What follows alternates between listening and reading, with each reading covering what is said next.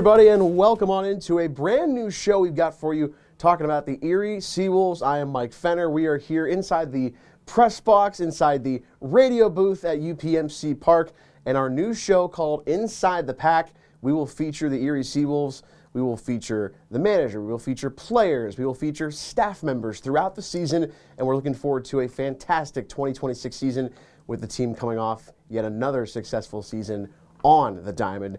We've got our very first guest, and our first guest here, the very new play-by-play voice of the Erie SeaWolves, Mr. Zack Surdenik. Zack, welcome to Erie. Welcome to UPMC Park. Thanks for joining me on this inaugural show. Yeah, thanks so much for having me. I'm excited to get down here to Erie and to get things going. Looking forward to a great season here. Just wanted to ask you, for fans that obviously have been so familiar with Greg Gainey for almost the last 2 decades, he has moved on to Detroit and staying in that radio role. But for you to be the new voice of the SeaWolves, just talk about first. Let's go all the way back. How did you get into sports, into broadcasting, into sports broadcasting? Everything about your career. When did you know you wanted to do something like this? I would imagine it's got to be a long, long time ago for those of us that get into this business, right? Not really. So it's kind of interesting. Everything's been about sports for me and my family. My dad, for a long time, ran a sporting goods store. He coached a lot of different sports. He's played a lot of different sports. Me and my brother grew up playing pretty much anything you can imagine. We grew up kind of in an inner city spot, so basketball was big for us, but also baseball. I played a ton of baseball as well. And so we kind of grew up around everything. And I used to, like a lot of people that go into this business, I've learned to kind of have a similar story with this, but like I would sit there, we'd play a video game, and I'd call the game over the video game. And I'd hear it from my mom about, shut the door, nobody needs to hear your video game, whatever, which is always fun to mess around with now that this is my job. But it was not ever anything I thought of as a career. I didn't really think about it as a career, and I was probably midway toward the end of my junior year of high school, and I was looking at different programs at places, and there was a smaller college kind of by where I was at that had a program of that, and I was never considering that college, and I never thought about that college. I just was looking through their stuff because I was bored at school one day, and they had a sports broadcast program, and I was like, that sounds really cool. And so I decided to kind of go into looking at what that would be like, and I ended up at Michigan State, which was local for me, but also had a really good balance of things that I liked in a program. It had a strong journalism program and a pretty solid sports broadcasting alumni base, but also it was something where I wasn't going to a spot that had a ton of competition, I guess, for reps. I wanted to be able to get reps early. That was important to me, to be able to get on the air and get things going. And I did a ton of games at Michigan State. I did some internships all over the country doing baseball in the summers, and then kind of jumped into the Tigers organization after that. It's very exciting. What were your favorite sports to watch and to play growing up? Baseball's always been big for me. It's kind of funny because even to this day, I get asked, because I also work college basketball in the winter. And so to this day, people are like, do you like baseball or basketball better in that? And it almost kind of depends on the season. Like when we're in the middle of hoop season, I'm like, man, this is a blast. And we're in the lead up to baseball season. And then we get into baseball season, I'm like, I love doing baseball. And I do. I think there's something special about baseball on radio that we can talk about more in a little bit if you want. Sure. But that's a big thing that I really love. I think it's the most pure way to go about the game of baseball and going about radio. But I think that for me, I was definitely dependent on the season for me in terms of what sport I love. Definitely baseball, basketball were the two best for me to play. I like football. I watched football, but it was never my go-to. Definitely more baseball, basketball oriented, and I'm probably still that way. I watch pretty much anything you can imagine at this point. If you're around me, there's going to be some sort of sports going on, and it's going to be a lot of what my attention's on. But at the same time, it's going to be something where, hey, you never know what you're going to find out. And that's why I love sports so much. It's so different than the way that a lot of things are in the world. Sure. We're not at an office from 9 to 5 doing things, and anybody that's working in sports kind of knows that. We got long hours, we got weekends, holidays, whatever, but every day is different. You never know what's going to happen when you come to the ballpark. When you turn on a game, you never know what's going to happen, whether that is any sport that you find. I mean, we talk college basketball right now, just wrapping up their tournament, and then you've got the baseball season. There's 162 games at the big league level, 138 here in Erie. Anything can happen on any given night. You never know. And so being able to kind of tap into that and tell those stories is what I love so much about it. To backtrack, 'cause you said, commentating over the top of video games, Oh, yeah. which is something I also was guilty of. My friends, my parents can attest to that. What was the go-to game, or even a couple growing up that were very formative in that that experience? So it was pretty basic for the most part. Like, it was Madden 2K. I didn't play MLB The Show until a little later. I was more MLB 2K back when that was a thing before they now moved it to The Show. But pretty much any game I could find with those. I played a lot of sports games. The college football games before they went away and now they're back. A lot of that type of stuff. So you have the Michigan background and upbringing. Who are your favorite athletes, teams, and also even maybe even like sportscasters that you maybe took things from, aspired to be like, or admired? I know that's kind of a lot there, but just looking for the superlatives of kind of what your sports background was like because we're all fans, right?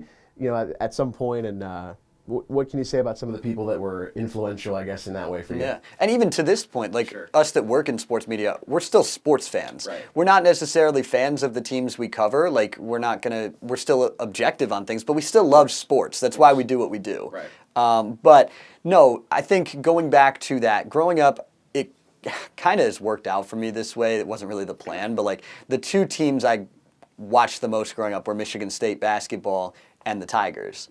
And now I'm in my third year working for the Tigers, and I just finished my second year working for Michigan State basketball. So it kind of worked out that way. Like I said, wasn't the plan, but it's worked that way. I loved Curtis Granderson growing up. The only year in my life that I didn't claim to be a Tigers fan, I was so mad that they traded Curtis Granderson that I don't know how old I was at this point. Like 9-year-old Zach decided he was going to be a Yankees fan for a year Curtis Granderson. And then I was like, I can't be a Yankees fan anymore. And so I decided not to, went back to the Tigers. But I loved Curtis Granderson growing up. A lot of those guys on that era of Tigers teams, when I was coming up, I'm kind of showing my youth a little bit in terms of the age of those teams. But no, I loved those teams. Miguel Cabrera, obviously.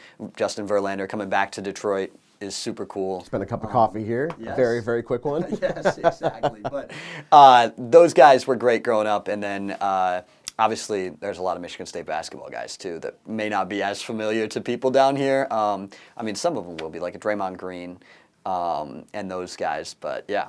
That's where I wanted to go next is kind of, so obviously you're here for baseball and people are going to get to know you that way, but yeah, what can you say about that Michigan State background, the fandom, and then also the guys that you have gotten to work with on that side of it? As you said, wrapping up a couple of years of doing the pre and post game stuff and being a part of their broadcast coverage. And again, with it being so relevant right now with March Madness, obviously they made their run into the Sweet 16. Just what was that experience all like for you, and how much of a dream has all of this been, but including that? Yeah, it's been really interesting because there's a lot of things that are, I covered the team when I was in school at Michigan State, but it's different when you're a part of the group there. And that was something I learned very quickly, that things are different at that level. And college sports is so different now. Like, we spent 6 days in Los Angeles for conference games in the Big Ten. Like, it's really weird to think about. Now, there are much worse places to spend 6 days in February than Los Angeles. But, yes. But no, in general, like, it's been really cool. I think that I love fun atmospheres, big atmospheres. I'm excited. I've heard a lot of great things about the atmosphere here at UPMC Park. I'm excited to see everybody out here. But working in the Big Ten, those atmospheres are so much fun. And you get to kind of be a part of that. When you work for the team, like, winning a big game is a blast. I was talking with our play-by-play guy after we won in the Sweet 16 last year in Atlanta. We were headed to the Elite Eight to play Auburn, and we were talking with the CBS broadcast crew, so it was their Final Four crew. So it was Ian Eagle and Grant Hill, Bill Raftery, those guys. And we were talking to those guys after we were walking out, and my boss looked at me and he's like, you know, those guys get to do a lot of things, but the one thing they don't get to do is they don't get to have a win like this. And it was something where we won a Big Ten championship last year, made an Elite Eight run, and obviously the standard at Michigan State is a little further than that, but at the same time, that says something about the standard you've set when, like, a Sweet 16 run this year was pretty disappointing to most people around.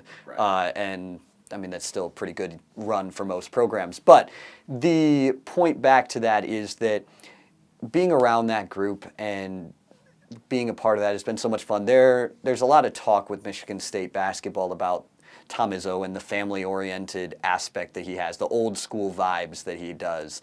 And that is something that is very true, I think, even beyond that. So it's been a lot of fun to be a part of that group. Yeah, Coach Izzo, what is it now? Is it 28 straight tournaments? Yeah. Yeah, they have not missed the tournament in my lifetime. January, February, Izzo, yeah. It's unbelievable stuff. Yeah. You're right. I mean, it's crazy the standard where a Final Four is almost like that's got to be the benchmark. But what's your best story in that coverage, trip, big win? As you said, some cool places you've gotten to go and cover games. Just any of those sort of superlatives. A recent one that first comes to mind was we won at Mackey at Purdue for the first time since 2014 earlier this year in a great game, back and forth game at the finish. And we had, if you guys don't know who Cohen Carr is and you want to watch dunk highlights, look up Cohen Carr's highlights. Guy's ridiculous. But he had one where he did a windmill in transition and he'd like stuck his tongue out, so they put it like a Lightning McQueen picture with the tongue out next to it. It's a super cool picture. But anyways, no, that game was really fun. We won at Illinois for Tom Izzo's 354th Big Ten win, which broke the Big Ten wins record from Bobby Knight. And we were down 16 in the first half in that game, coming off losing 3 of 4. And you come back and win by double digits. I mean, that was a big win. I've had some other good wins. The Sweet 16 game last year was really fun against Ole Miss, losing that game late. Little rally at the end of the game, hold on to win by 3. That was a fun game as well. But it really just, I try to take it a game at a time and just enjoy all of these moments because I've gotten to do a lot of really cool things at a young age. But in this industry, and in life, we don't know how much longer we're going to be able to do this stuff. And so I try to kind of soak in each game and each moment as much as I can and try to enjoy it as much as possible. So before we shift and talk more baseball, what are some of the other things that Erie SeaWolves fans or just anyone watching this in general should know about you in your background? Yeah. I really love getting to know people and kind of interacting with people. I'm really big on that, and I was really excited about that when the opportunity to come to Erie came up and kind of started that process when I was researching the SeaWolves in the area. I think that the involvement in the community that the SeaWolves have is something that I was very excited to get to do and to get to meet the people around here, get involved in the community, and just build those relationships because, I mean, I love to talk to people. I talk for a living, so I can talk. But I love to get to know people and hear their stories and how they've been involved. We had our Meet the Team event a little bit ago, and being able to kind of talk to the different fans and how long they've been here and hear their stories of different things they've seen at the park, and it's just so much fun. What did Greg tell you about this role, this job? Obviously, he had been here for just about 2 decades. And speaking of seeing a lot of and calling a lot of memorable moments within this franchise and this club's history, what are the things he told you about this job, about this place, and just the people and what to expect? So my conversations with Gania about this job have kind of spanned over a couple of years because before, obviously, it was something where I was coming into this job. I worked with Gania when I was in Detroit doing communications and PR, so I've known him for a few years, and so I've heard different things about this spot. But when I first came down here, one of the best things he told me was that the people here are great, and our staff is outstanding. And through this series, you'll get to talk to some more of them throughout the year. But these guys are great people, and it makes our job easier, and we all make each other's job easier, and that's really important for me. Being able to get an understanding of what everybody else does so that I can help them however I can best help them is something that I'm really big on and have been big on that wherever I've been at. And I think that is something they really understand here, and people do a really good job of. And so that was one thing that really stuck out. Gania and I have talked quite a bit, even just before this, about different things that we have done in the past here with the SeaWolves and kind of the way we're going to move forward with things. And Luke and I will handle things differently a little bit than Gania did and the other broadcasters that have been here. And I think that's not a bad thing because I've been asked a couple of times how I'm going to replace somebody like Gania. One, I don't think you really replace somebody like that. I'm following him, but I'm not trying to replace him, and I'm not going to be Greg Gania. I'm going to be me, and we're going to do SeaWolves baseball the way that we think it should be done, and in a way that hopefully will give everybody at home a great listening experience as well, because I'm not going to be Greg Gagne. People loved having him here, but I'm hoping that you guys will learn to love where we're at moving forward, because I'm really excited. I think we're going to do some great things. How much do you enjoy the preparation as a broadcaster? What is the process like for you? And how much do you, I'm sure it's like a science, right? Like getting ready for a game, getting ready for a series. What are the things that go into it? What do you enjoy about it, and how do you go about it? It's kind of a science in the off season in my mind, and it's more of like a science art combination during the season in my mind. So in the off season, and that includes like right now, like the lead up to the season when we're recording this, like it's getting all of the guys' hometowns and birthdays and backgrounds, when the Tigers acquired them, when they were drafted, things like that. All of that down, that background information. I'll take any articles I can find on these players and put them into my prep sheets so that I have easy access to them during a game if I want to go talk about a certain thing. We have a guy, Trevin Michael, on our team that went viral in college for a 360 windup, which was crazy when I found the video of that. If you guys haven't seen that, look up Trevin Michael windup and you'll find some videos of it. He used it to kind of throw off hitters, and it's nuts. But things like that, those are things that I have the video and the article for that saved in my prep sheet for Trevin Michael. So if he's in the game, we may bring it up throughout the game and just kind of go with that. But the reason I say it's more of an art during the season is so much of it is based on conversations that you have and things that you look at. And so I was listening to a broadcaster talk at a conference earlier this year about, they say that you only use 10 to 20% of the prep that you have. And I would say that's fair. But about 75% of the conversations I have with guys about certain things on a game day are going to make my broadcast. Like if I'm going to talk to a guy about changing his hand position from up here to down here, you better believe I'm going to talk about that on the broadcast. For sure. Like that conversation is going to be way more relevant to me than what a guy did in college at a certain point or his high school basketball stats. Like those things are valuable at times too. Like if a guy was a dominant basketball player, why is he playing baseball, not basketball? What was that decision for him? But again, that leads to another conversation. That's right. And so much of what we do on all of the sides in this business is storytelling. And a big part of the storytelling comes from current conversations because they're able to get you to a point where it's the most relevant, timely information. And being able to see what's going on in these guys' heads, especially at the minor league level, because it's not just about results at this level. Like you're trying to work on different things and do different things that may cause worse results, but will lead to better results down the road.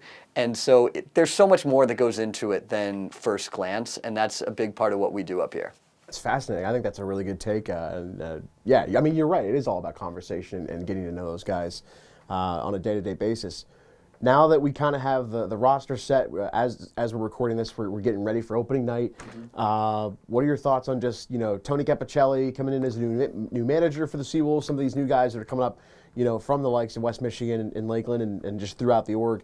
What are your thoughts on kind of this roster, this group of guys? Obviously, things change daily, weekly. It's going to change and be fluid throughout the season. But what are your initial thoughts on just the starting point for this group this season? Yeah, Cap's been great to work with so far.